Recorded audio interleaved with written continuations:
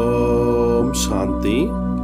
முரளி தேதி 19/10/2025, ரிவைஸ் 31/3/2007 அன்று அவ்யக்த பாப்தாதற்குரிய மகா வாக்கியங்கள்.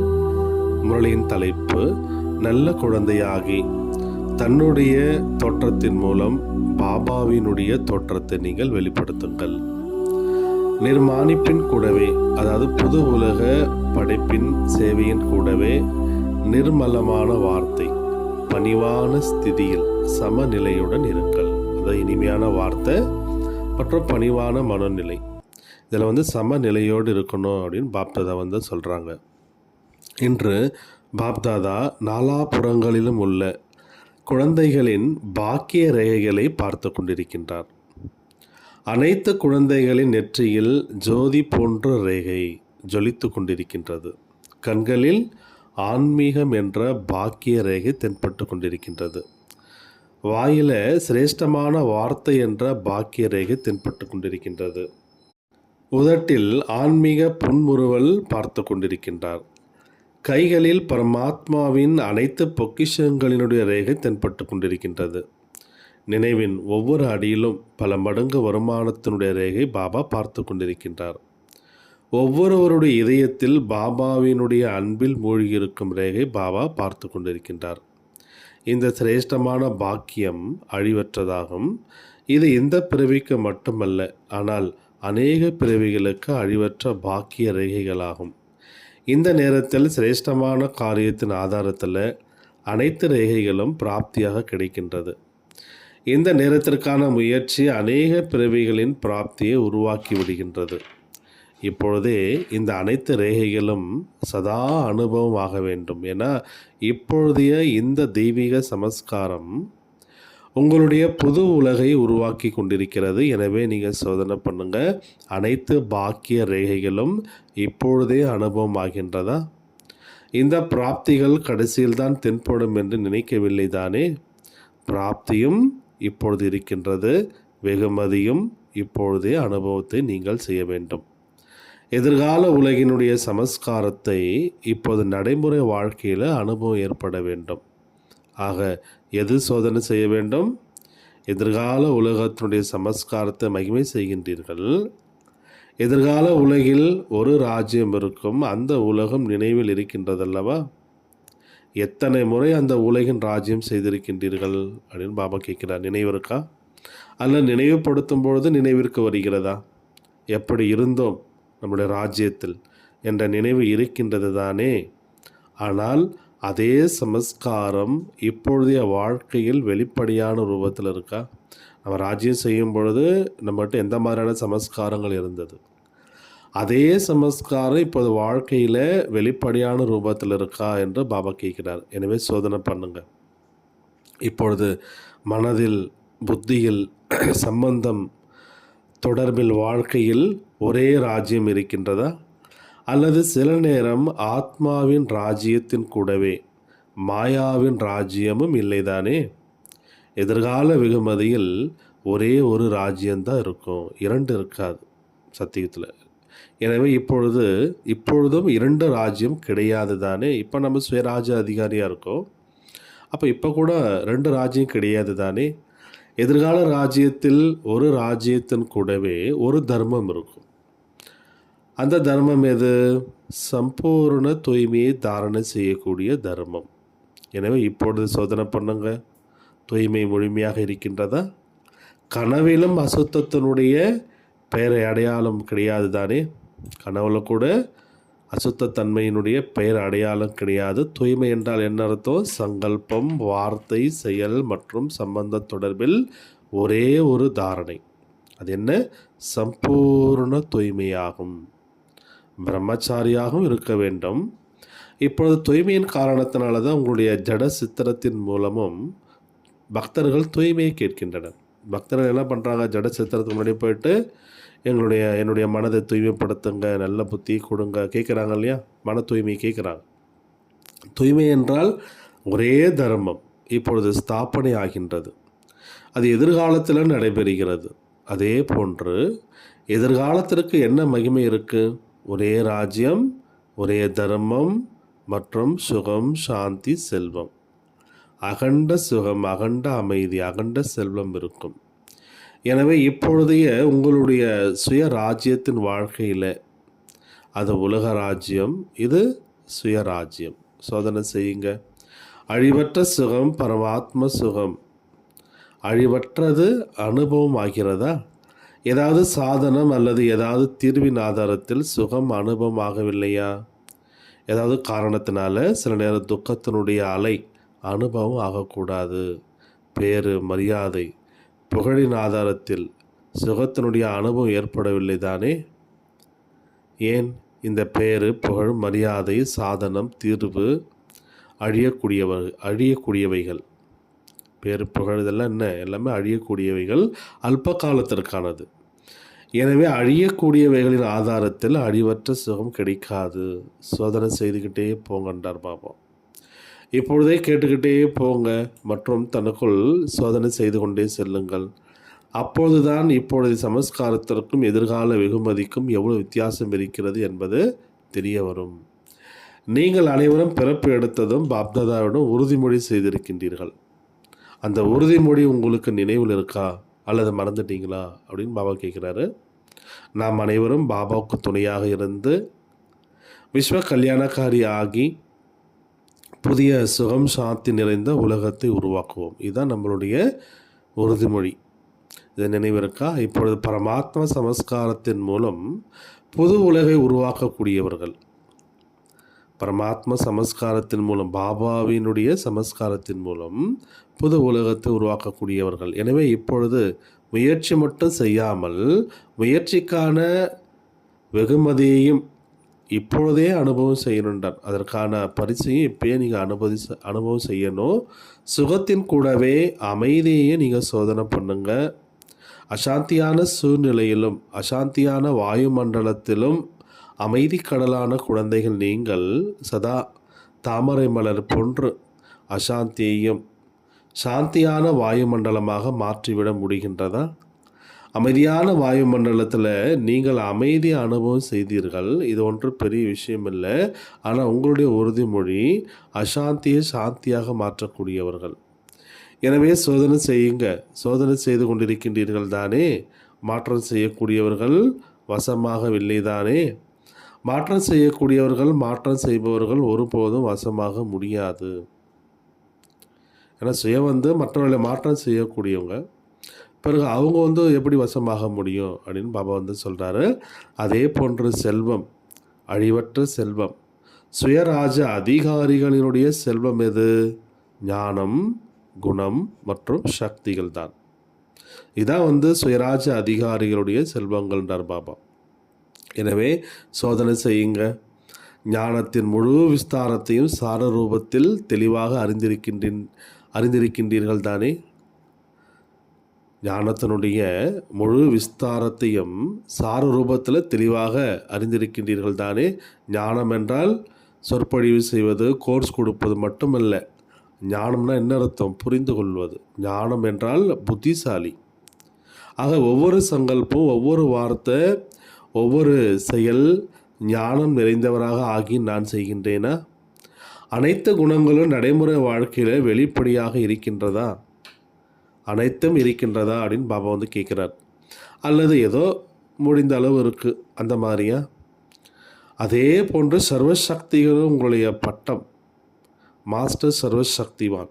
வெறும் சக்திவான் கிடையாது, மாஸ்டர் சர்வசக்திவான். ஆக சர்வசக்திகளிலும் நிறைந்திருக்கின்றீர்களா? ஏன்னா நம்ம சர்வசக்திகளுக்கும் அதிகாரியாக இருக்கக்கூடியவங்க. மேலும் சர்வசக்திகளும் சரியான நேரத்தில் வேலை செய்தா, சரியான நேரத்தில் ஆஜராகிறதா, அல்லது நேரம் முடிந்த பிறகு நினைவுக்கு வருதா? ஐயோ நம்ம இந்த சக்தியை நம்ம பிரயோகம் செஞ்சுருக்கலாமே, நம்ம பிரயோகம் செய்யாமல் விட்டுட்டோமே, அந்த மாதிரி நேரம் முடிந்த பிறகு உங்களுக்கு நினைவு வருதான்னு பாபா கேட்குறாரு. எனவே சோதனை செய்யுங்க. 3 விஷயங்களும் ஒரே ராஜ்யம், ஒரே தர்மம் மற்றும் அழிவற்ற சுகம், சாந்தி, செல்வம். ஏன்னா இப்பொழுதைய சுய ராஜ்யத்திற்கான நேரத்தில் செய்யக்கூடிய அனுபவம் பொது உலகில் இருக்க முடியாது. இப்பொழுது இந்த அனைத்து விஷயங்களுடைய அனுபவம் செய்ய முடியும். இப்பொழுதிலிருந்தே இந்த சமஸ்காரம் வெளிப்படும் பொழுதுதான் அநேக பிறவிகள் வெகுமதியின் ரூபத்தில் நடைபெறும். தாரணை செய்து கொண்டிருக்கின்றோம், நடந்துவிடும், கடைசி நேரம் வந்தால் ஆகிவிடுவோம் என்று நினைக்கக்கூடாது. நீண்ட காலம் என்று பாப்தாதா முன்கூட்டியே சைகை கொடுத்து விட்டார். இப்பொழுதைய பயிற்சி நீண்டகால பிராப்திக்கு ஆதாரமாகும். கடைசியில் ஆகிவிடுவேன் என்று நீங்கள் நினைக்கக்கூடாது. ஆகிவிடுவேன் என்ற அல்ல, ஆகியே தீருவேன். ஏன்? சுயராஜ்யத்தின் அதிகாரம் இப்பொழுது நீண்டகால பயிற்சிக்காக இருக்க வேண்டும். ஒரு பிறவியில் அதிகாரியாக ஆக முடியவில்லை எனில், அடிமையாக ஆகிவிட்டால் அநேக பிறவியில் எப்படி ஆக முடியும்? அதனால் பாப்தாதா நாலாபுறங்களிலும் உள்ள அனைத்து குழந்தைகளுக்கும் அடிக்கடி சைகை கொடுத்து கொண்டு இருக்கின்றார். இப்போது நேரம் தீவிர வேகத்தில் சென்று கொண்டிருக்கின்றது. ஆகினால அனைத்து குழந்தைகளும் முயற்சியாளராக மட்டும் ஆகக்கூடாது, தீவிர முயற்சியாளர்களாக ஆகி முயற்சியின் வெகுமதியை இப்பொழுது நீண்டகால அனுபவம் செய்ய வேண்டார். தீவிர முயற்சியாளர்களுடைய அடையாளத்தை பாப்தாதா சொல்கிறார். ஒன்று, அவர்கள் சதா மாஸ்டர் வள்ளல்களாக இருப்பார்கள். பெறுபவர்களாக இருக்க மாட்டார்கள், கொடுக்கக்கூடியவர்களாக இருப்பார்கள். இவ்வாறு இருந்தால் என்னுடைய முயற்சி இருக்கும். இவர் செய்தால் நானும் செய்வேன், இவர் மாறினால் நானும் மாறுவேன், இவர் மாற வேண்டும், இவர் செய்ய வேண்டும். இது போன்று இருக்கக்கூடியது வள்ளலினுடைய அடையாளம் கிடையாதுன்றார் பாபா. ஒருவர் செய்தாலும் செய்யாவிட்டாலும் நான் பாப்தாதாவிற்கு சமம் செய்வேன், பிரம்மா பாபாவிற்கு சமமாக செய்வேன். இதான் தீவிர முயற்சியாளர்களுடைய முதல் அடையாளம். இரண்டாவது அடையாளம் பாபா சொல்கிறார், அவர்கள் சதா பணிவு. காரியங்கள் செய்தாலும் பணிவு, சேவை மற்றும் பணிவு இரண்டிலும் சமநிலை வேண்டும். பணிவாக இருந்து காரியம் செய்யும் பொழுது அனைவரின் மூலம் உளப்பூர்வமான அன்பு மற்றும் ஆசீர்வாதம் என்பது கிடைக்கும். இன்றைய நாட்களில் சேவை சேத்திரத்தில் அனைவரும் ஆர்வம் உற்சாகத்துடன் நல்ல நல்ல திட்டங்களை உருவாக்கி கொண்டிருப்பதை பாப்தாதா பார்த்தார். பாப்தாதாவிடம் சேவைக்கான நல்ல நல்ல திட்டங்கள் வந்திருக்கின்றன. சேவையின் காரியம் மிக நன்றாக இருக்கின்றது. ஆனால் எந்த அளவிற்கு சேவையில் ஆர்வம் உற்சாகம் இருக்கின்றதோ அந்த அளவிற்கு பணிவாக இருப்பதில் சமநிலை இருந்தால் சேவையில் வெற்றி இன்னும் அதிகமான வெளிப்படையான ரூபத்தில் பார்க்க முடியும். பாப்தாதா முன்பே கூறியிருக்கின்றார், பணிவான சுபாவம், பணிவான வார்த்தை மற்றும் பணிவான ஸ்திதி மூலம் சம்பந்தம் தொடர்பில் வருவது தேவதைகளுக்கு மகிமை செய்கின்றனர். ஆனால் அது பிராமணர்களுடைய மகிமை என்றார் பாபா. தேவதைகளை பற்றி கூறும் பொழுது அவர்களுடைய வாயில் வெளிப்படும் வார்த்தைகள் வைரம் முத்துக்கள், விலை மதிப்பற்றது, நிர்மலமான வார்த்தை, நிர்மலமான சுபாவம் என்று கூறுவார்கள். இப்பொழுது பாப்தாதா பார்க்கின்றார், ரிசல்ட் கூற வேண்டும். ஏன்னா இது சீசனுடைய கடைசி முறையாகும். நிர்மலமான வார்த்தை, பணிவான ஸ்திதியில் இன்னும் கவனம் தேவை என்பதை பாப்தாதா பார்த்தார். 3 பொக்கிஷங்களின் கணக்கை சேமியுங்கள் என்று பாப்தாதா முன்பே கூறியிருக்கின்றார். 1, தன்னுடைய முயற்சியின் மூலம் சேமிப்பு கணக்கை அதிகப்படுத்துவது. 2வது, தானும் திருப்தியாக இருப்பது, மற்றவர்களையும் திருப்திப்படுத்துவது. விதமான சமஸ்காரங்களை அறிந்திருந்தும் திருப்தியுடன் இருப்பது மற்றும் திருப்திப்படுத்துவது. இதன் மூலம் ஆசீர்வாதங்களுடைய கணக்கு சேமிப்பாகிறது. ஒருவேளை ஏதாவது ஒரு காரணத்தினால திருப்திப்படுத்துவதில் குறை இருக்கின்றது எனில் புண்ணிய கணக்கில் சேமிப்பு ஆகாது. திருப்தி புண்ணியத்தின் சாவின்றார் பாபா. 3வது, சேவையில் சதா பணிவாக இருப்பது. நான் என்பது கூடாது, நான் செய்தேன் அல்லது எனக்கு கிடைக்க வேண்டும் என்ற நான் மற்றும் என்னுடைய சேவையில் வரும் பொழுது அங்கு புண்ணிய கணக்கு சேமிப்பு ஆகாது. அனுபவிகளாக இருக்கின்றீர்கள். ராயல் ரூபத்தின் எனது என்பது அதிகமாக இருக்கின்றது. சாதாரண எனது என்ற பட்டியலை விட ராயல் ரூபத்தினுடைய எனது என்பது அதிகமாக இருக்கு. எங்கு நான் மற்றும் என்னுடையது என்ற சுயநலம் விடுகிறதோ அங்கு சுயநலமற்ற நிலை அல்ல, அங்கே புண்ணியத்துணை கணக்கு சேமிப்பு குறைஞ்சே போயிடுதுன்றார் பாபா. எங்கே நான் மற்றும் என்னுடையது என்ற சுயநலம் வந்துவிடுதோ புண்ணியத்துடைய கணக்கின் சேமிப்பு குறைஞ்சு போயிடுதுன்றார். எனது என்பதன் பட்டியல் பிறகு கூறுகின்றேன். மிக நீளமாக இருக்குது மற்றும் மிக சூட்சமமாக இருக்குது. அனைவரும் அவரவர்களுக்கு இயன்ற அளவு சேமிப்பு கணக்கு சேமித்து கொண்டிருப்பதை பாப்தாதா பார்த்தார்.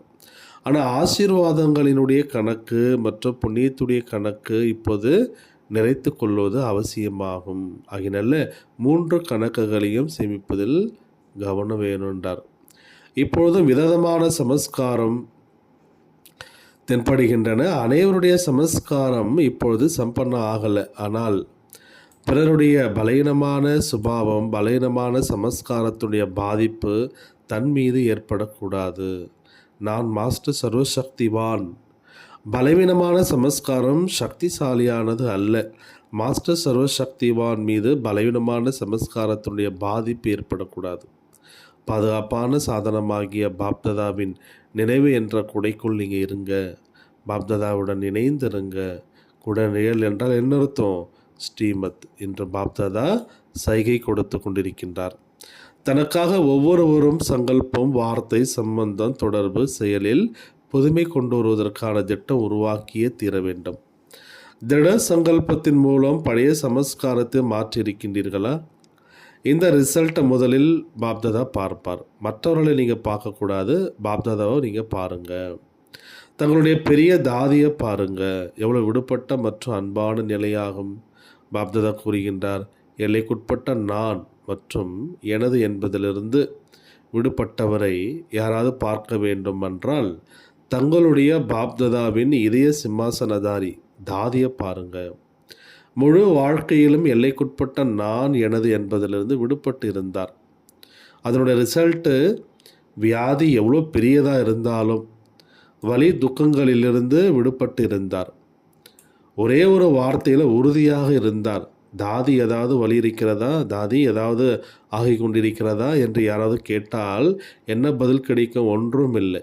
என சுயநலமின்றி மற்றும் பரந்த உள்ளத்துடன் அனைத்தையும் தனக்குள் அடக்கி கொண்டார். அனைவருக்கும் பிரியமானவராக இருந்தால் இதன் நடைமுறை அடையாளம் பார்த்து கொண்டிருக்கின்றீர்கள்.